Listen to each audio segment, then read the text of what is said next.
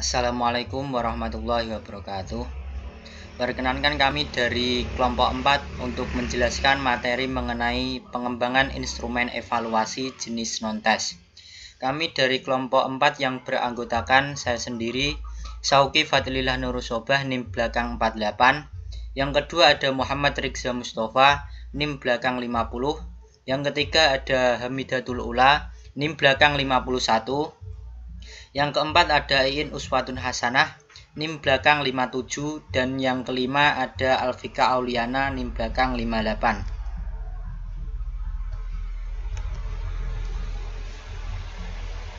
Yang pertama yaitu mengenai pelaksanaan instrumen jenis non-tes. Teknik non-tes merupakan teknik penilaian untuk memperoleh gambaran, terutama mengenai karakteristik, kepribadian, dan keterampilan. Penggolongan instrumen non-tes didasarkan pada dua hal. Yang pertama yaitu sikap, dan yang kedua hasil karya peserta didik. Yang pertama mengenai dari sikap. Sikap merupakan aspek yang dapat dinilai dengan menggunakan teknik pengamatan. Proses tersebut tidak dikategorikan sebagai bentuk penilaian tes. Yang kedua yaitu hasil karya peserta didik. Hasil karya peserta didik juga berhak untuk mendapat penilaian. Namun penilaian tersebut tidak dapat digolongkan dalam penilaian jenis tes. Hal senada juga disampaikan Rustaman dengan membagi alat ukur pada dua golongan besar, yakni tes dan non-tes. Selanjutnya pada kurikulum 2013 memberikan kesempatan guru agar dapat mengembangkan instrumen penilaian non-tes, mengingat penilaian sikap dan keterampilan merupakan penilaian utama yang harus dikembangkan setiap mata pelajaran. Pemahaman tentang instrumen penilaian non-tes akan menjadikan guru lebih mudah dalam melakukan penilaian. Selain itu juga seringkali instrumen penilaian satu dengan yang lainnya memiliki kesamaan, sehingga dalam hal ini guru dapat menentukan penilaian yang lebih tepat. Pengelompokan penilaian selain menggunakan jenis tes dan non-tes seringkali berdasar pada hasil belajar seperti penilaian aspek pengetahuan, sikap, dan keterampilan. Proses pembelajaran yang menggunakan pendekatan penilaian autentik atau authentic assessment memberikan kesempatan guru agar dapat menilai sikap, pengetahuan, dan keterampilan secara nyata. Penilaian ini menilai kesiapan peserta didik, proses dan hasil belajar secara utuh. Melalui keterpaduan penilaian ketiga komponen tersebut akan menggambarkan kapasitas, gaya, dan perolehan belajar peserta didik yang mampu menghasilkan dampak pembelajaran pada aspek pengetahuan dan keterampilan, serta memiliki dampak pengiring pada aspek sikap peserta didik. Contohnya yaitu pada guru ilmu pengetahuan alam dalam mengajarkan pengetahuan tentang pengenalan alat-alat laboratorium seperti mikroskop, tabung reaksi, lampu bunsen, preparat, dan alat lainnya. Guru tersebut dapat menilai pengetahuan melalui ulangan harian. Penilaian lain juga dapat dilakukan melalui penilaian keterampilan melalui penggunaan alat-alat laboratorium secara langsung, dan juga dapat menilai sikap peserta didik dalam mengikuti kegiatan praktikum atau sering dikenal dengan sikap ilmiah. Untuk memperoleh hasil yang optimal, instrumen evaluasi jenis non-tes, instrumen dapat dilakukan validitas isi dan konstruk oleh penilaian ahli atau sering dikenal judgement ahli. Hasil penilaian yang dilakukan guru secara autentik dapat digunakan merencanakan program perbaikan pembelajaran atau remedial teaching, pengayaan atau enrichment, atau pelayanan konseling. Oleh karena itu, guru agar dapat menilai peserta didik secara objektif diperlukan suatu acuan teknik dasar penilaian non-tes, diantaranya yaitu skala sikap, daftar cek atau checklist, rubrik penilaian, angket, dan wawancara. Untuk yang pertama yaitu skala sikap. Skala sikap digunakan untuk penilaian sikap. Sikap seringkali memberikan deskripsi tingkatan dari mulai paling positif hingga paling negatif. Misalnya sangat baik, baik, kurang baik, dan cukup baik. Yang kedua ada daftar cek atau checklist. Daftar cek untuk penilaian sikap maupun keterampilan. Teknik tersebut memberikan deskripsi gambaran pada pilihan jawaban ya atau tidak. Penilaian tersebut berdasarkan pada dominasi kategorial. Jika peserta didik mengikuti kegiatan suatu pengamatan dengan teliti, maka penilaian menunjukkan pada pilihan ya atau tidak. Yang ketiga, rubrik penilaian. Rubrik penilaian menjadi acuan dalam kriteria dalam menentukan penilaian. Rubrik penilaian digunakan baik dalam penilaian aspek pengetahuan, sikap maupun keterampilan. Yang keempat ada angket. Guru dalam menilai efektivitas suatu pembelajaran seringkali mengambil informasi dari peserta didik. Informasi tersebut dapat diperoleh melalui pemberian angket, yakni peserta didik dapat memberikan pendapat tentang suatu pembelajaran maupun memberikan suatu alasan. Yang kelima yaitu wawancara. Wawancara merupakan teknik penilaian secara langsung melalui komunikasi antara guru dengan peserta didik ataupun pihak lainnya. Selanjutnya ada macam-macam pengembangan penilaian non-tes. Yang pertama yaitu ada penilaian sikap melalui observasi, kedua penilaian sikap melalui penilaian diri, ketiga penilaian sikap melalui teman sebaya, empat penilaian sikap melalui catatan insidental atau jurnal. Yang kelima, penilaian kinerja. 6 penilaian produk dan proyek. 7 penilaian portofolio. 8 penilaian penugasan aspek pengetahuan. 9 wawancara. 10 angket atau kuesioner. Yang 11 sosiometri. Untuk yang pertama itu ada penilaian sikap melalui observasi.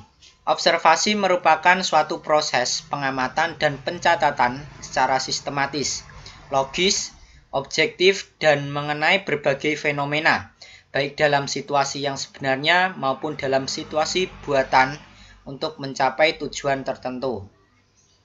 Observasi juga tidak hanya pada evaluasi.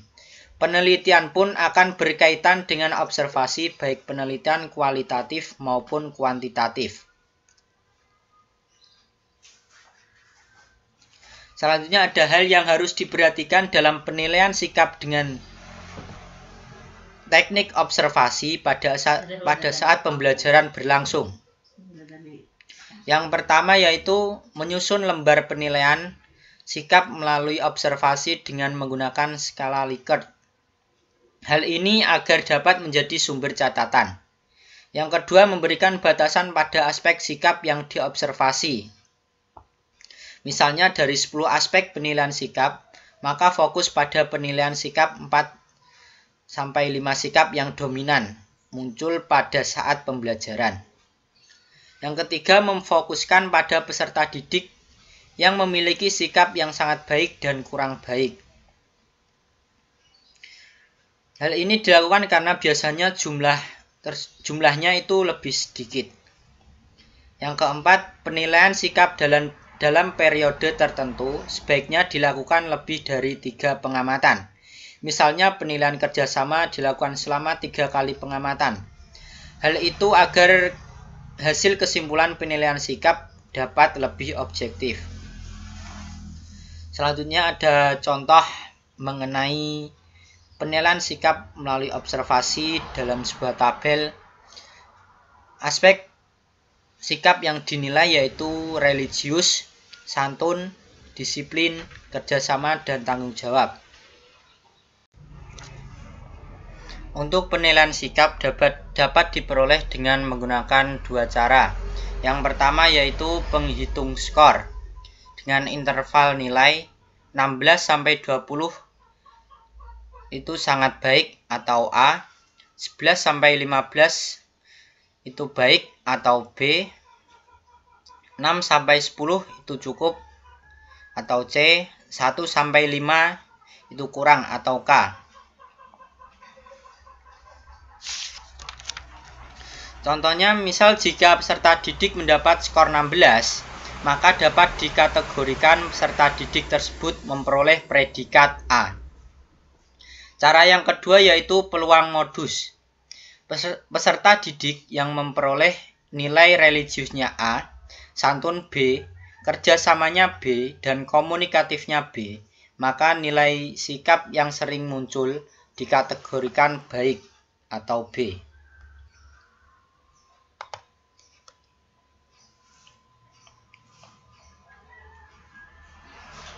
Penggunaan teknik observasi dalam penilaian sikap memiliki beberapa keunggulan, yaitu yang pertama, perolehan data dilakukan secara objektif, sesuai dengan keadaan yang sebenarnya. Yang kedua, perolehan data dilakukan secara faktual, yakni sesuai dengan keadaan terkini. Karena dalam proses pembinaan peserta didik, seringkali ada sikap yang mengalami perubahan.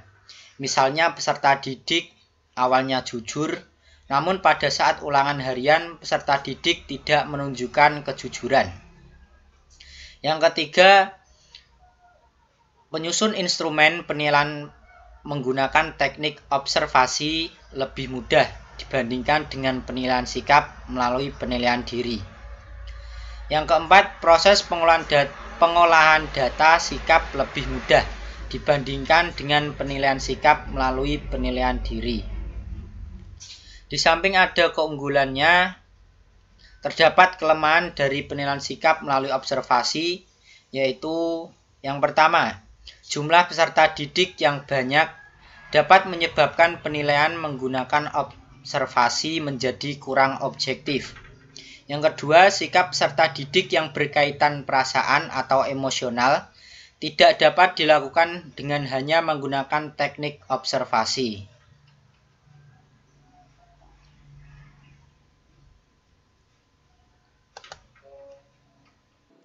Oke, terima kasih Mas Oki. Sebelumnya perkenalkan, nama saya Muhammad Rikyah Mustafa, NIM 50. Yang selanjutnya, poin kedua adalah penilaian sikap melalui penilaian diri. Nah, penilaian sikap melalui penilaian diri merupakan teknik penilaian dengan cara meminta peserta didik untuk mengemukakan kelebihan dan kekurangan mereka dengan konteks pencapaian kompetisi. Dan penilaian ini sering menggunakan skala Likert, di mana dari mulai sangat setuju, setuju, cukup setuju, tidak setuju, dan sangat tidak setuju. Nah, penilaian sikap melalui penilaian diri ini mempunyai ciri khas dengan penggunaan angket sebagai instrumen dalam penilaian atau penelitian diri ini. Oke, lanjut. Jadi hal apa sih yang harus diperhatikan dalam penyusun angket skala sikap ini? Yang pertama, pernyataan disusun dalam kalimat yang positif dan negatif. Nanti saya jelaskan di slide selanjutnya. Yang kedua, pernyataan sikap yang disusun hendaknya memperhatikan tujuan dan kondisi kegiatan pembelajaran. Yang ketiga, jumlah item pernyataan dalam jumlah yang proporsional. Jadi maksudnya yang poin ketiga adalah jumlah item yang kita suguhkan atau kita suguhkan kepada peserta didik itu jangan sampai terlalu banyak ataupun terlalu sedikit. Kenapa begitu? Jadi kalau item pernyataannya terlalu banyak, nantinya dikhawatirkan akan membuat peserta didik atau objek yang kita teliti itu akan merasakan bosan atau bahkan imbasnya nantinya mereka akan menjawab dengan asal-asalan begitu, karena bosan tadi. Nah, kalau itu yang kalau terlalu banyak, bagaimana kalau terlalu sedikit? Nah, kalau item pernyataannya dalam jumlah yang terlalu sedikit, nantinya hasil yang kita tarik atau yang kita simpulkan nanti akan lemah, atau di mana itu objek yang kita teliti itu terlalu lemah begitu. Ini contoh dari angkat skala sikap. Nah, ini ada beberapa 1, 2 sampai berapa, nanti terserah untuk para guru untuk menyusunnya. Nah, di sini pilihlah salah satu sesuai dengan pilihan Anda dengan tanda centang.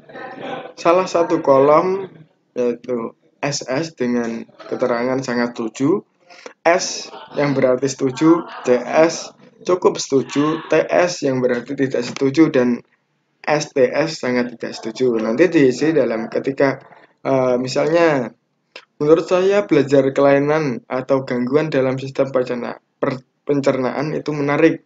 Nah, ketika saya merasa sangat setuju, nantinya diisi dengan centang di sini di kolom ini begitu.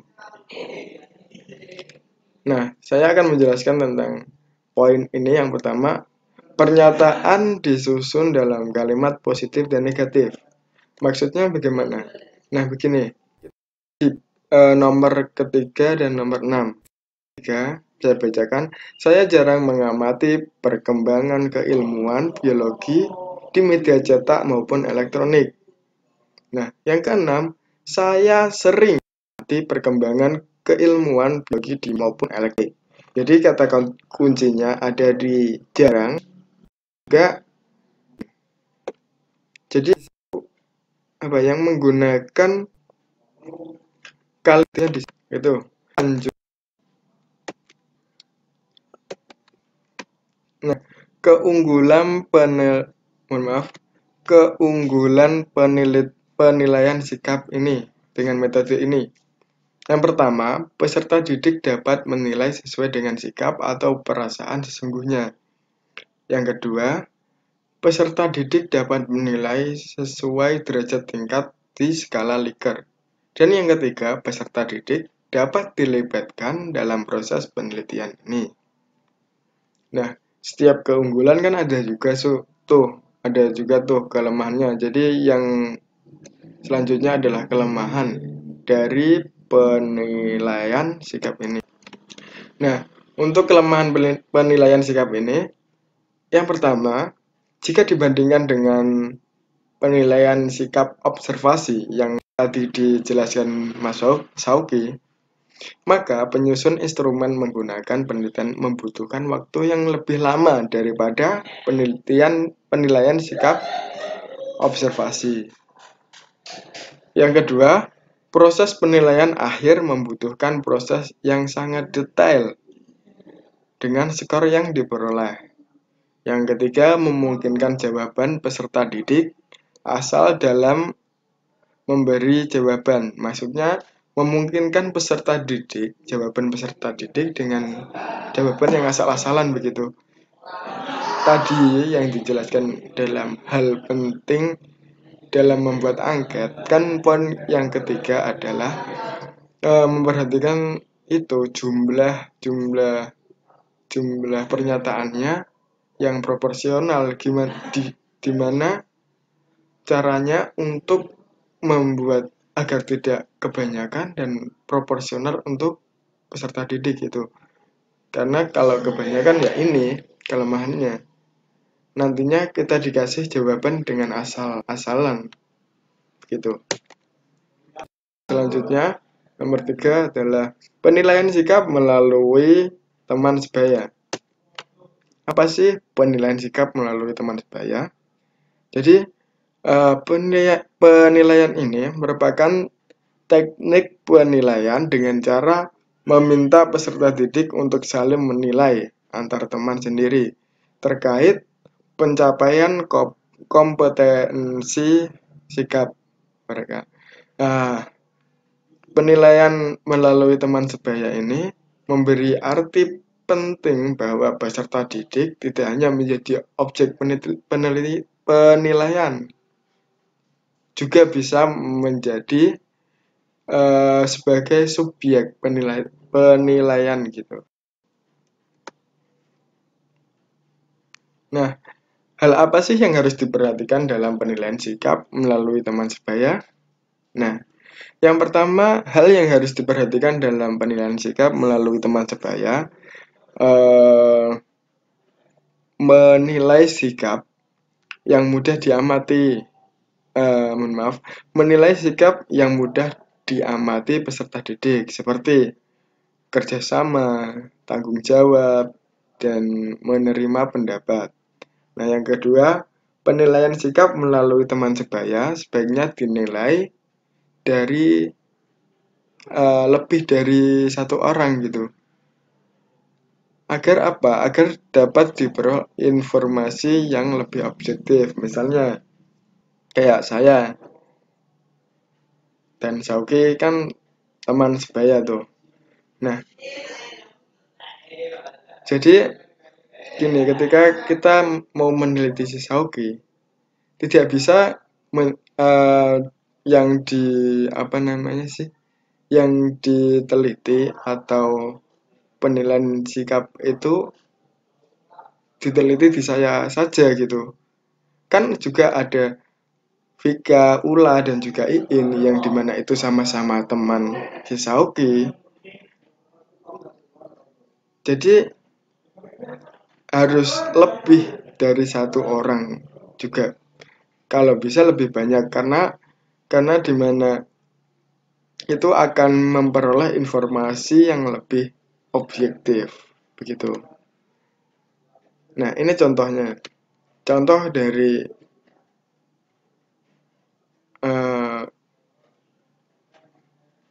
skala atau angket atau apa sih istilahnya? Nah, inilah. Nomor pertama kan ada 1, 2, 3 kerjasama, menerima pendapat proaktif, dan jumlah skor. Nah, dimana di Sauki, Ula, dan mohon maaf. Oke, saya lanjutkan. Contohnya adalah 1 kerjasama, menerima pendapat. Yang ketiga adalah proaktif. Nah, bagaimana cara untuk apa namanya memberi penilaian? Nah, di sini adalah kolom aspek perilaku dapat diisi dengan angka ataupun huruf sebagai berikut. 4 poin sama dengan sangat sering atau dalam diisi dengan huruf dapat A. 3 poin sering untuk B. 2 poin sama dengan cukup untuk C, dan 1 poin kurang untuk D. Contoh lain oleh Syarif membuat penilaian teman sebaya yaitu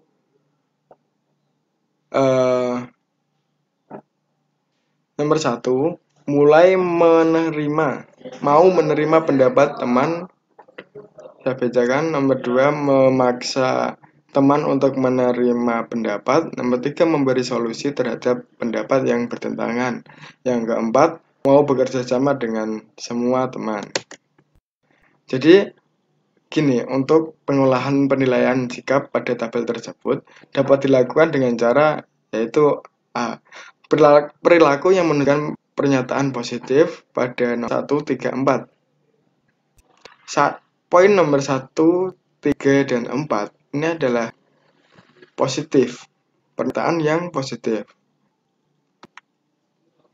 Nah, serta pernyataan negatif pada nomor 2 tadi. Nah, untuk pemberian skor untuk perilaku positif, ya dapat 2 dan tidak dapat 1. Dan untuk yang negatif, ya dapat 1 dan tidak dapat 2. Kayak ini. Ketika sekarang peserta didik A mengisi mau menerima pendapat teman. Ketika dapat ini ya, diisi, dicentang, misalnya dicentang. Nah, di sini berarti peserta didik A mendapatkan 2. Karena untuk pernyataan positif, ya itu dapat poin 2. Lalu ketika di sini dapatnya ya juga untuk memaksa teman menerima pendapat adalah negatif, pernyataan negatif, tapi dia melakukan dengan ya, maka di sini dia mendapatkan 1 poin karena ya pada pernyataan negatif dia akan mendapatkan 1 poin. Lalu sebaliknya, betul. Terima kasih presentasi dari saya. Selanjutnya akan dijelaskan oleh Mbak Hamidatul Ula.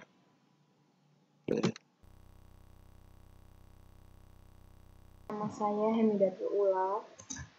Saya akan melanjutkan materi yang telah disampaikan teman saya. Poin keempat yaitu penilaian sikap melalui catatan insidental atau jurnal atau anecdotal record.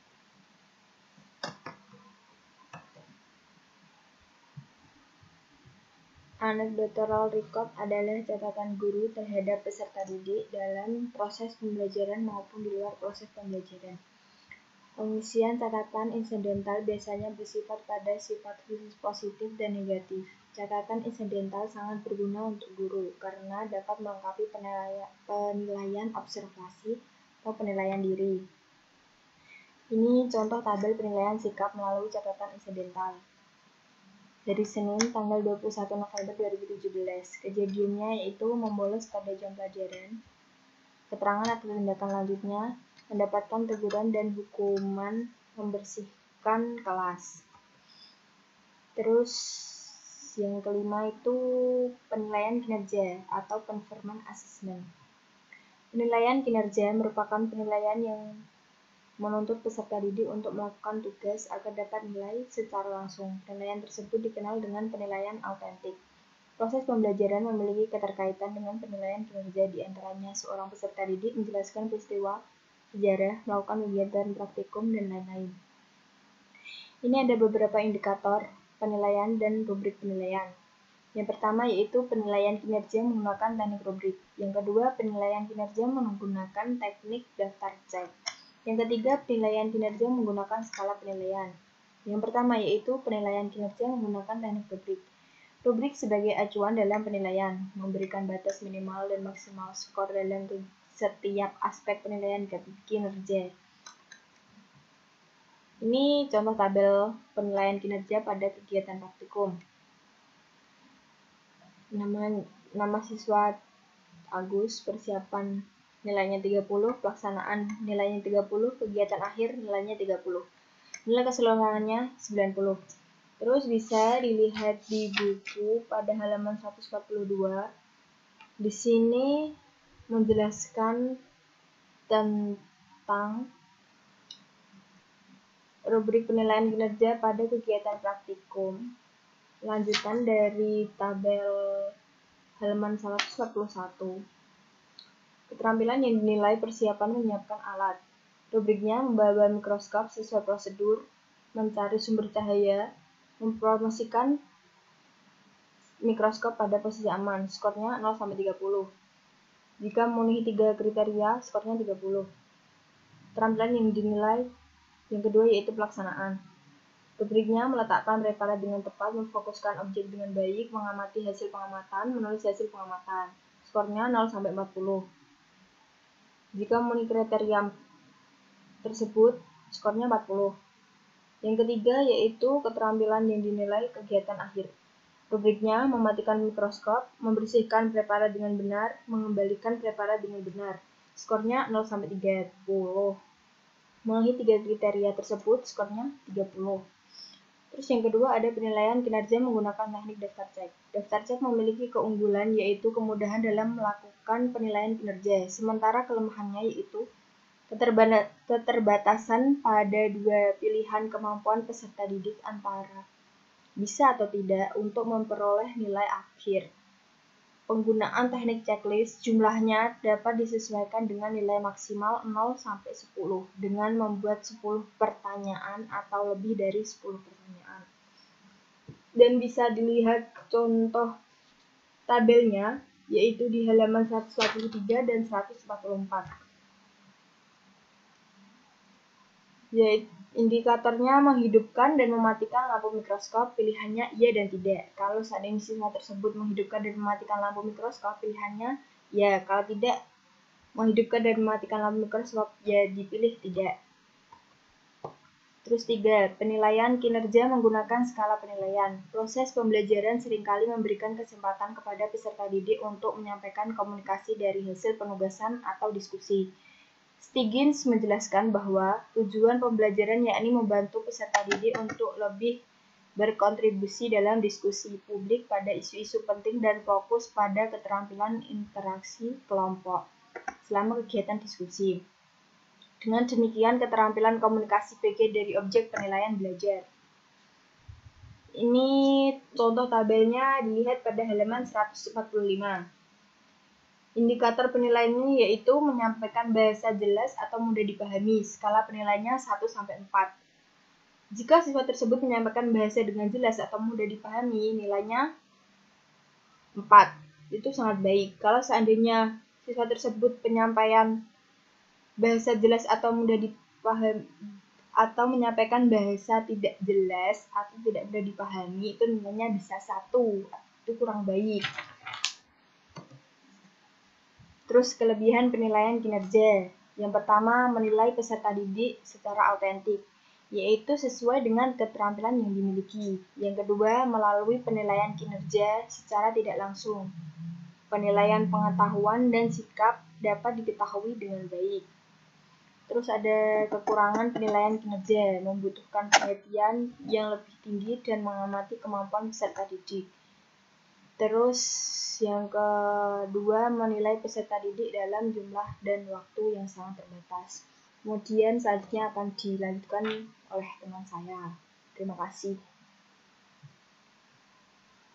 Nama saya Iin Uswatun Hasanah, NIM belakang 57. Nah, di sini saya akan melanjutkan penjelasan yang telah disampaikan oleh teman saya, yaitu pada poin ke-6 mengenai penilaian produk dan proyek. Penilaian produk dan proyek itu apa? Penilaian produk dan proyek merupakan implikasi dari pembelajaran berbasis proyek atau project based learning. Nah, penilaian produk merupakan penilaian terhadap proses pembuatan dan kualitas suatu produk. Nah, penilaian ini sebagai tindak lanjut dari pembelajaran berbasis project atau project based learning. Nah, penilaian produk memiliki keterkaitan dengan penilaian proyek. Nah, pada saat peserta didik merencanakan suatu proyek, maka potensi yang dapat dinilai tentang rencana penyusunan proyek hingga penyusunan proyek itu masuk pada kategori penilaian proyek. Jadi, mengenai rencana penyusunan hingga penyusunan proyek itu dinilai atau masuk pada penilaian proyek. Nah, sedangkan penilaian suatu karya peserta didik yang berupa produk itu, itulah yang masuk pada penilaian produk. Seperti itu. Nah, di sini ada contoh tabel format instrumen penilaian produk tipe 1. Nah, ini ada 4 aspek penilaian. Yang pertama yaitu aspek pertama, produk dibuat dengan penuh kreativitas. Ini bobotnya ada 10, skornya itu antara 1 sampai 4.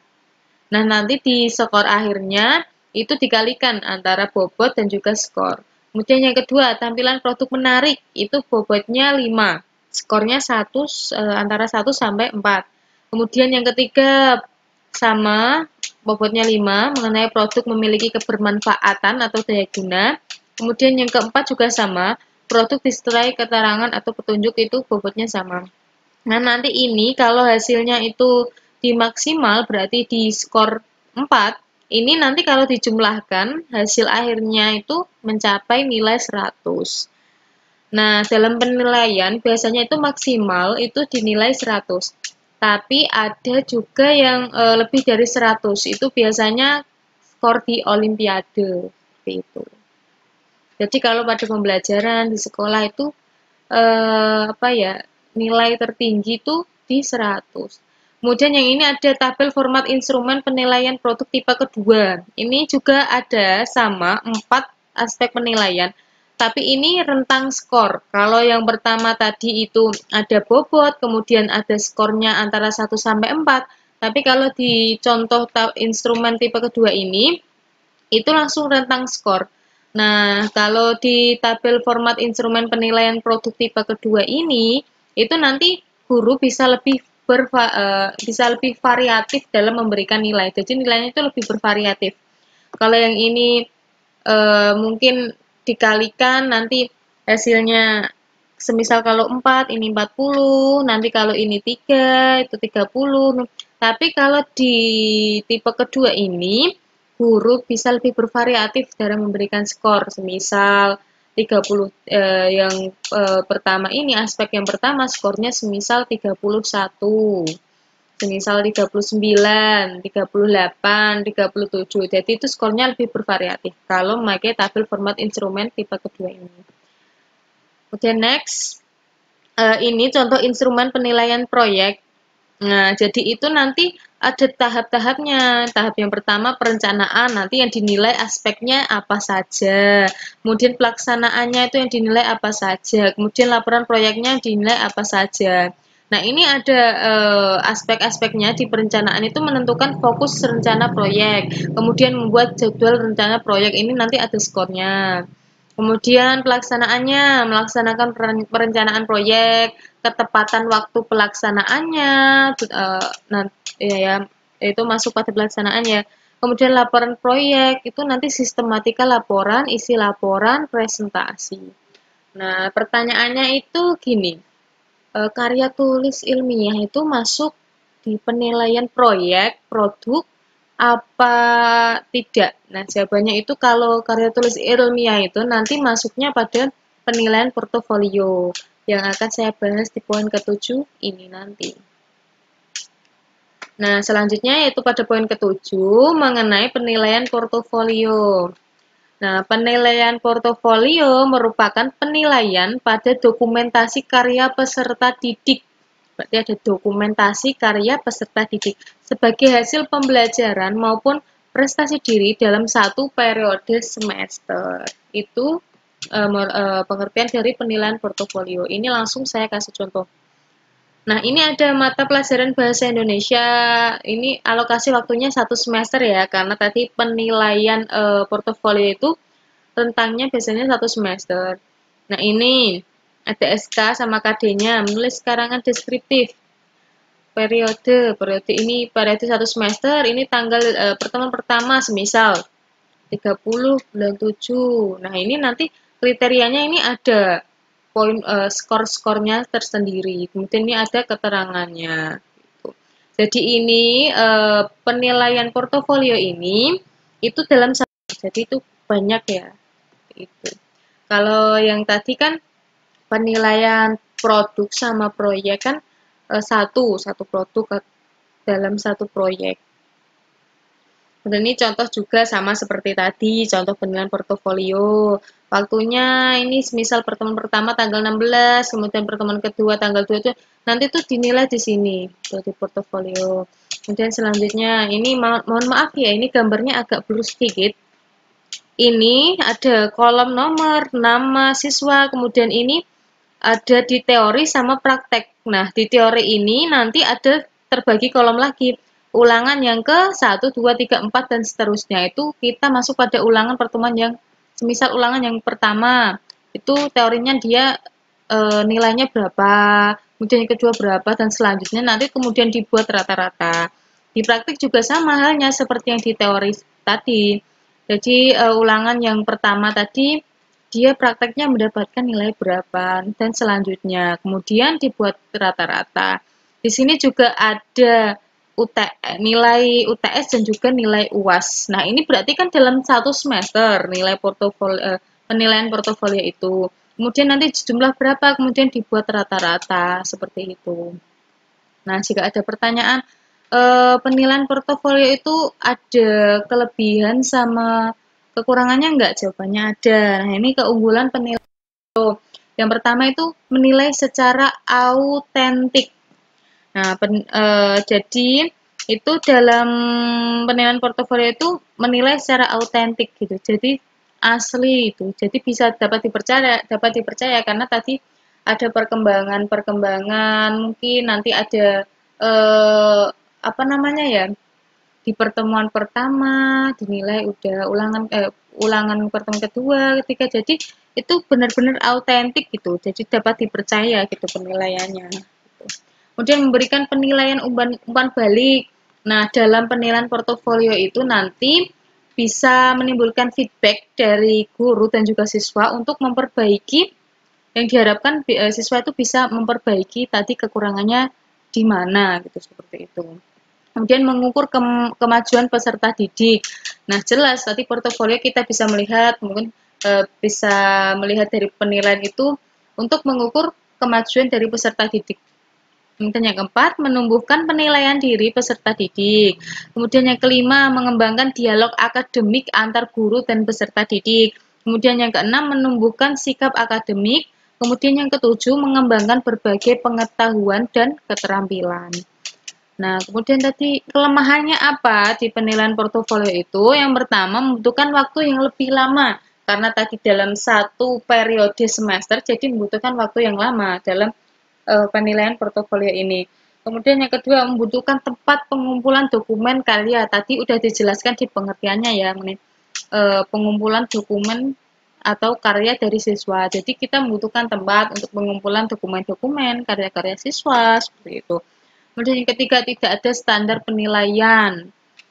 Karena tadi yang menilai dari gurunya sendiri, jadi tidak ada standar penilaian karena setiap standar penilaian setiap guru itu berbeda-beda. Kemudian yang keempat, bagi peserta didik yang kurang minat penyelesaian tugas menjadi kurang optimal. Seperti itu. Nah, terima kasih.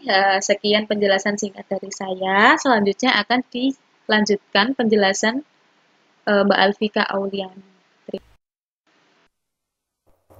Selanjutnya ialah jenis penilaian non-tes, wawancara, angket, dan sosiometri. Sebelumnya, perkenalkan nama saya Alfika Auliana, NIM belakang 58. Kita mulai dari yang wawancara terlebih dahulu. Wawancara adalah cara menghimpun keterangan yang dilakukan dengan cara tanya jawab lisan secara sepihak, berhadapan muka, dan dengan arah serta tujuan yang telah ditentukan. Wawancara juga digunakan sebagai sarana untuk menggali informasi lebih aktual karena dapat memperoleh informasi secara langsung dari responden. Wawancara memiliki kesamaan dengan tes lisan, yakni sama-sama tanya jawab, tetapi keduanya berbeda. Wawancara lebih menggali berbagai macam informasi, contohnya latar belakang keluarga, motivasi belajar, dan pengalaman prestasi. Sedangkan tes lisan menggali aspek pengetahuan. Wawancara memiliki keistimewaan, yakni memiliki kesempatan lebih luas untuk melakukan klarifikasi jika ada hal-hal yang perlu ditanyakan lebih lanjut. Jenis wawancara berdasarkan tipe pertanyaan dibagi menjadi 3, yakni wawancara terbimbing atau guided interview, wawancara tidak terbimbing atau unguided interview, dan wawancara semi terbimbing. Yang pertama, wawancara terbimbing atau guided interview. Pertanyaannya itu sudah dipersiapkan secara terstruktur dan sistematis. Fungsinya untuk menggali informasi lebih intensif dan dapat digunakan sebagai perbandingan antar jawaban. Contohnya dalam kegiatan seleksi peserta didik. Yang kedua, wawancara tidak terbimbing atau unguided interview. Pertanyaannya itu berupa pertanyaan bebas. Fungsinya untuk mengetahui informasi yang lebih akurat. Contohnya dalam kegiatan klarifikasi guru terhadap permasalahan peserta didik. Yang ketiga, wawancara semi terbimbing. Pertanyaannya tidak mempunyai standar baku, hanya catatan poin utama dalam tanya jawab. Fungsinya untuk menemukan permasalahan lebih terbuka. Contohnya, wawancara untuk meminta pendapat dan ide-ide.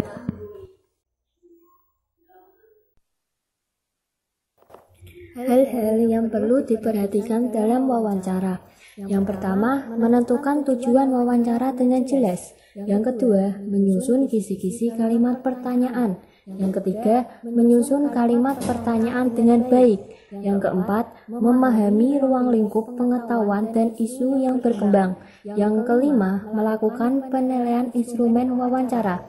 Ini dilakukan dalam wawancara jenis terbimbing karena terdapat orang yang menilai instrumen tersebut apakah sudah layak atau belum. Dan yang terakhir, menciptakan suasana yang lebih kondusif dan bersahabat. Keunggulan wawancara. Yang pertama, dapat berkomunikasi langsung sehingga menghasilkan penilaian yang lebih komprehensif. Yang kedua, peserta didik dapat menyampaikan perasaan secara langsung. Yang ketiga, pertanyaan yang kurang jelas dapat diulang dan dijelaskan kembali. Sedangkan jawaban yang belum jelas dapat diminta lagi penjelasannya.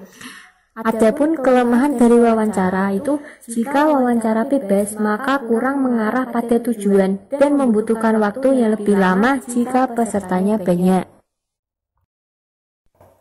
Contoh wawancara yang dilakukan guru pada penerimaan peserta didik. Ini termasuk wawancara terbimbing karena pertanyaannya terstruktur dan sistematis.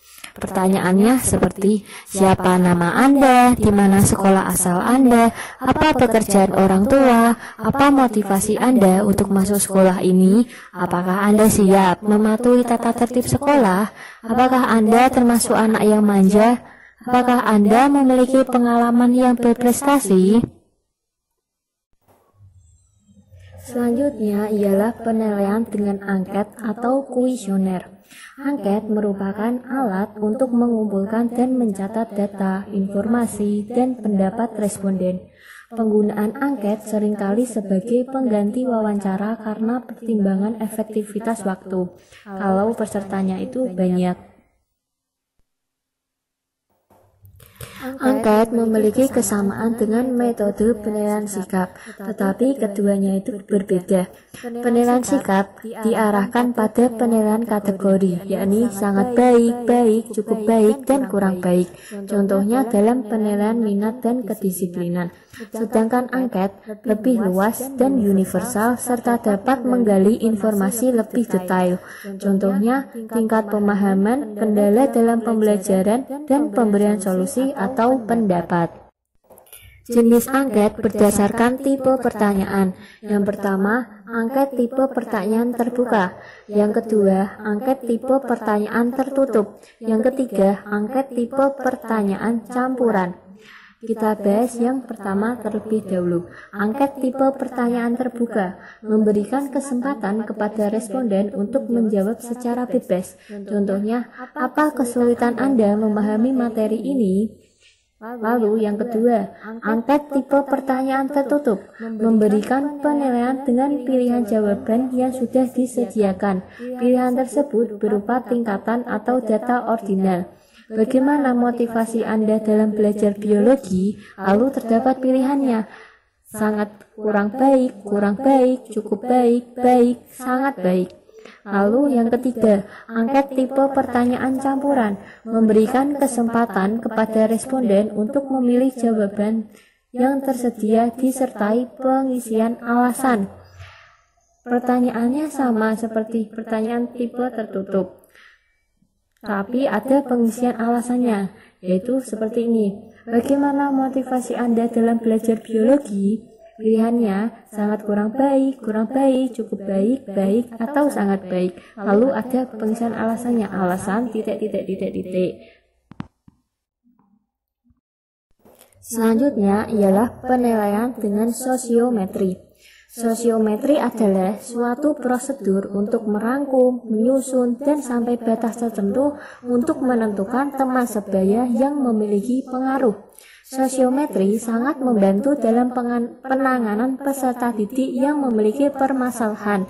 Selain itu, juga peserta didik yang memiliki keunggulan akademik, manajemen kelompok belajar, ataupun manajemen dalam persahabatan. Peserta didik perlu dicek pemetaan sosialnya, apakah disukai oleh teman, netral, atau malah tidak disukai teman sekelasnya. Hasil sosiometri bersifat rahasia agar tidak menimbulkan perpecahan maupun kecurigaan dalam pergaulan pertemanan dalam kelas. Dan sosiometri juga bisa menjadi sumber informasi untuk menciptakan iklim belajar yang sehat dan kondusif. Demikian presentasi dari kelompok 4. Apabila ada salah kata, kekurangan, kami mohon maaf yang sebesar-besarnya. Wassalamualaikum warahmatullahi wabarakatuh.